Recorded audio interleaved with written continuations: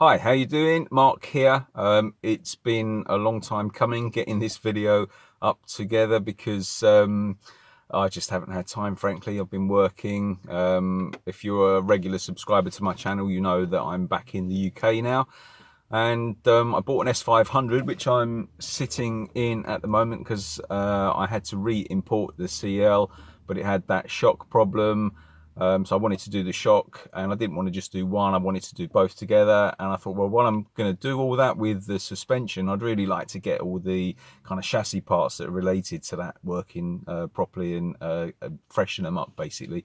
So when I get around to sorting that out, I'm going to put some probably the spheres, the accumulators, put new ones of those on, get the valve block sorted out, and just all the suspension rubbers really, because I think when you run a car, especially an older car, you know, you could probably drive one around for, you know, for a long time without realizing how much the suspension deteriorates. Because it's not a sudden thing. You know, it's a bit like watching your hair grow in the mirror. You know, you don't notice it every day, and if you don't get it cut for 6 months, then you know, you look in the mirror and you think, well, I need a haircut. And it's a bit like that with the cars. And if you got into a brand new car, even just say, you know, a little Ford Fiesta or something like that, it would probably feel superior compared to a 20-year-old CL in terms of like the quietness and ride quality and stuff like that on sort of day-to-day roads, purely and simply because the way the chassis parts are new, the rubbers are doing their job, they're absorbing bumps and stuff like that. And I think you forget over time that on older cars, obviously those perish, they wear, they crack, and they just go hard. So they're not doing their job.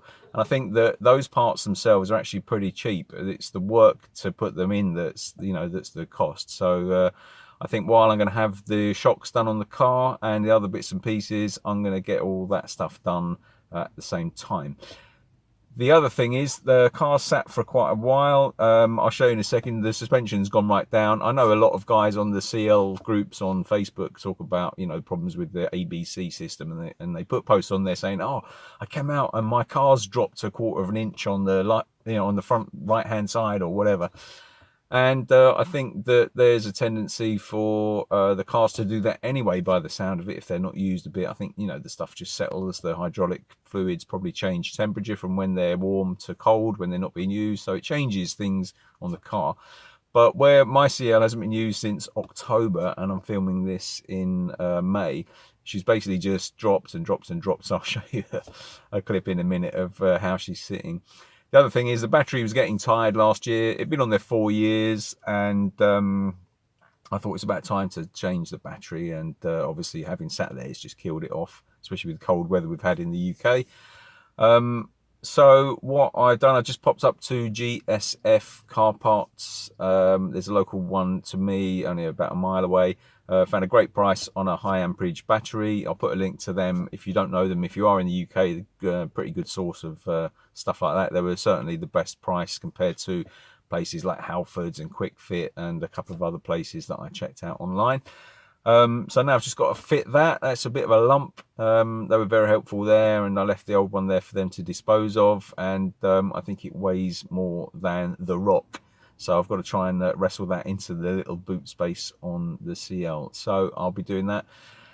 And I'll be firing the car up. Now, one of the things that I think can be problematic is, again, on the CL groups and in forums and things like that, when people are not using these cars regularly, you do tend to get electrical gremlins pop up. So I'm hoping that because I'm not jump starting the car or interfering with the power supply too much, that it's just literally a new battery, the systems should all sort of, you know, come back online fairly easily. I shouldn't get too many warnings saying there's a problem with this or that or the other due to voltage, which I think is one of the big issues. So I'll be putting that on in a second, and I'll also do a little clip about how you get into the boot, because a lot of people seem to have problems with putting the key in and turning that. And I just popped up to Halfords to get some bits and bobs. They weren't the best price on the battery, but they were you know, they're quite good for cleaning parts. And in the pocket here, I've got the key fob for the CL, and I'm going to change the batteries as well. So I've got a couple of I'm going to force those back in. I'll put them in a sec. Got a couple of batteries that were 5er, and so I'll replace those as well. and see how we get on. So I'll catch up with you in a minute, and let's see what's going on. I thought I'd just show you the battery before it goes in. So I got a 100 amp hours one, which is slightly up on the one that was in there before, which I think was a 90 or 95. The other one was a UASA, or UASA, however you want to pronounce it. And that was a pretty good battery. It was nearly 5 years old, and it had been fantastic. So I thought I'd get the same brand again. There's a little green light in there for some reason. I don't know what that's all about. It didn't come with an instruction manual. So it's a bit of a lump though, so let's see how we get on fitting that in. Okay, I don't have my tripod because my little one's nicked it for some of her YouTube videos, sing-along things she does. But there's the key out of the fob. Basically, I don't know why people seem to have a problem with this, but look, there is the lock, and you just put it in. So you take that out of the fob, put that in, turn it, and push. And that's it. So just pull that back out. It's as simple as that. So you put it in, just turn it that way and push it in, and that's that. Okay, so there is the hole for the other one to go in. Now I did buy some Curust. I thought I would just tidy that up a little bit while I'm in there, but I left it in my truck, which is a real pain in the butt. So I'm going to just give that a little tidy up while I can, and see how we get on. Okay, sorry about the weather conditions. It's a bit breezy and squally, a bit of spring weather in the UK. So as you can see, she's dropped down on the suspension quite a way. Normally I'd be able to get sort of that much clearance between the top of the tyre, which is up there, and the arch. So it's probably dropped 3 inches, I guess, while she sat there. I know some guys probably pay money for lowering kits, so the car sits like that anyway. But right, let's get on with getting the battery fitted and firing her up. Okay, so I fitted the battery and I just checked the fluids and fired her up, just fired straight up. So I'm going to let her go through the cold start cycle as I expected. Got the ABC body to low on, but I'm pretty confident that that will go off once I've raised and lowered the car a bit. And one of the downsides to parking up a car, it's always a shame if you leave something and it's not aired properly. I'm just putting the mirrors out before I open the door so I can see what's happening. You can see that mirror's gone all milky. That's something that I've wanted to change for a long time, but just never got around to. And I did have to clean the car up inside a bit. One of the things that happens when these cars don't get looked at is you get a bit of moisture, mildew build up there, as you can see it. I did have some on the door tops and some of the other interior parts recently, because I gave the car a good clean before parking it up, but I decided to just try and keep an eye on it. You can see on there's bits of dust and stuff, so good reason for using these cars really. I'm going to take her up the car wash and give her a good blast over. So there's a little bit of ticking from the engine there. I guess that's the top end, not been run for a while, so got to get the fluids and the lubes around. But let's see what happens with the suspension. So I'm going to put it through one of the raise cycles. In fact, what I'm going to do before I do that is I'm going to get out and just see if the car's come up at all anyway.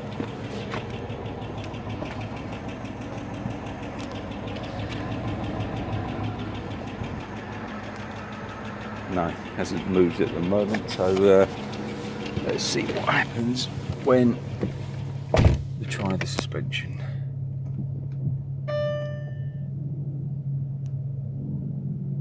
A few creaks and groans there. So I put her up into position 1, going up into position 2, and I thought I'd get a few lights on like these, probably due to a connector, but I'm sure that they'll be fine. The coolant light is because it needs a top up, but also the fan itself, the bearing on the fan motor is gone, so that does seize up, and stops the whole thing turning, which then actuates the system to tell it that there's a problem with the coolant system. So it's just telling you to keep an eye on that. So let's try the suspension down. Let's see what happens if I put the phone on the steering wheel, put the suspension down.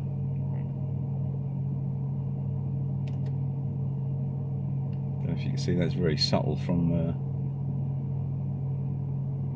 that point of view. And the brakes are rusted up a bit. I didn't leave the handbrake on, but what I will do is just rock her back and forward a little bit. There's a little bit of vibration on the engine there because she hasn't been used, so she needs to settle down. So let's see how we get on. Okay, so the car, as you know, fired up fine, and I wanted to just give her a little run to get some of the crud off the brakes there. Probably can't see that too well because of the lighting, but there's obviously a thin layer of rust everywhere. So one of the downsides of leaving it parked up is you've got like muck everywhere, and I've just cleaned those out a little bit. And you can see on the windscreen wipers, I didn't use them yet. So there's some crud there, and there's a car sat next to the curb. You can see the state of the wheels and stuff, and this is just from having the car parked up, from rain bouncing up and dirt from the gutter there. So and then the same in the boot areas there. And I noticed that the boot's a bit stiffer because it hasn't been used for a while, but the ABS ESP lights all came on as I expected, and I ran the car around the block and then turned it off and turned it back on, and that's all fine. They're all gone off again. The ABC system's fine. I've just got it up into its highest position. You can see there the difference. I'm sorry about the lighting here, it's very cloudy today. You can see how it was when it was parked up earlier. And so I'm just going to give her a blast over to get rid of all the crud. Okay, so just to kind of finish this little video off, so obviously I'm back in the CL now, as you can see. What was really gratifying was that I didn't feel there were going to be any issues when I started it up and used it, because you know, I take good care of the car. I know the car really well, which is quite important. It's vibrating a bit at the moment, hang on a second, but it seems to be running well enough. When I started it up, there was a little bit of a tick from the top end, I guess, which quietened down after the oil had recirculated properly, and you know, the engine's got used to running because it hasn't run for a few months. But it seemed to perform fine. The only thing I was a bit dubious about was the brakes, because they furred up a little bit, but they seemed to be okay, and the discs will clean off obviously with a bit of use. What is really interesting, or just to finish off what I was saying about all the lights and stuff, as I mentioned earlier, ABC and PAS and all that stuff came on. That all went off again as soon as I turned the car off, and then it turned it on a couple of times once all the systems had settled down. Everything seems to be working fine, and it's just like as if I'd got out of the car yesterday. What I was going to say was, what's really interesting about the way the car drives compared to the S500 is they're so different. The CL feels very solid. Everything feels very heavy about it, the way the doors open and close.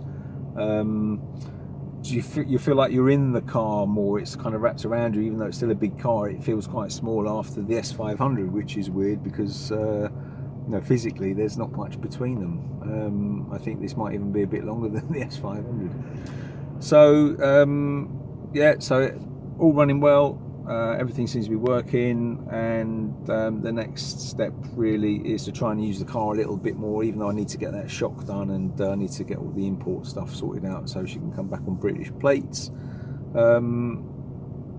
It's good to have her up and running, and what I am going to do next is a comparison video between this and the 221 chassis 500 S-Class saloon, because there's quite a few detailed differences which are quite noticeable when you step from one car to another, and I think it's a generational thing. It almost feels like I'm not saying there's anything wrong with the quality of the later cars, but the older generation Mercs, I think, were definitely built in a different way. So it'd be interesting to see what you think when I manage to put that together once the weather's broken a bit. So I'll catch up with you guys soon. As always, thanks very much for watching, and well, take care, look after yourselves in this current COVID situation, what's going on in the world. I hope you're safe and well, and all your family good. So thanks for watching, and look after yourself. Take care. Bye.